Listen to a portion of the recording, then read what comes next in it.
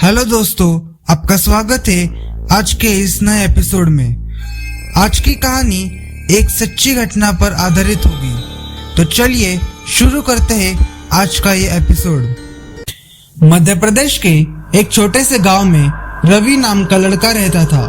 रवि अपने बचपन में ही अपने माँ बाप को खो चुका था। वो अपने मौसी शकुंतला के साथ रहता था।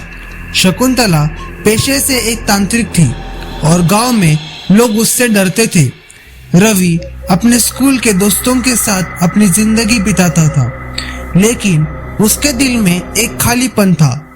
रवि का मन अपनी पड़ोसन मीरा पर आ गया था। मीरा गांव की सबसे खूबसूरत लड़की थी, जिसकी मुस्कान से रवि का दिन बन जाता था। लेकिन मीरा रवि को कभी नोटिस नहीं करती थी। रवि उसके प्यार में दीवाना था, लेकिन उसने कभी भी अपने भावनाओं को व्यक्त नहीं किया। एक दिन रवि ने अपने मौसी से अपने दिल का हाल कह दिया। शकुंतला ने उसे समझा और कहा, रवि, अगर तुम चाहो तो मैं तुम्हारी मदद कर सकती हूँ। वशीकरण के जरिए मीरा तुम्हारे वश में आ सकती है। रवि पहले तो डर गया, लेकिन अपने प्यार के आगे उसे मान लिया। शकुंतला ने एक रात मीरा का नाम लेकर वशीकरण का एक तांत्रिक क्रिया की। उसने रवि को बताया कि कुछ दिनों में मीरा उसकी तरफ आकर्षित होने लगेगी। कुछ दिन बाद रवि ने देखा कि मीरा उसके पास आने लगी थी।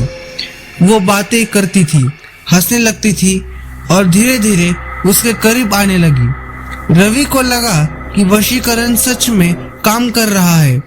उसने अपनी मौसी को धन्यवाद किया और मीरा के साथ अपनी नई जिंदगी की कल्पना करने लगा।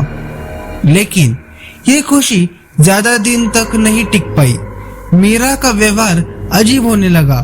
वो रात को चिल्लाने लगती थी, सपने में अजीब चीजें दिखने लगती थी और दिन भर डरी डरी महसूस कर रही थी। उसके घर वालों ने सोचा कि शायद उस पर किसी बुरी आत्मा का साया है। एक रात मीरा ने रवि के सामने आकर कहा, रवि, तुमने मेरे साथ क्या किया है? मुझे रात को सपने में एक काली छाया दिखती है जो मुझे तुम्हारे पास आने के लिए मजबूर करती है। मैं डर गई हूँ, मुझे बचाओ। रवि का दिल टूट गया था। उसने रियलाइज किया कि वशीकरण का असर सिर्फ एक छलावा है।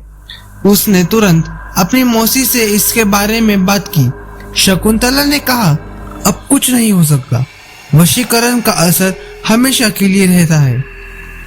लेकिन रवि ने हार नहीं मानी।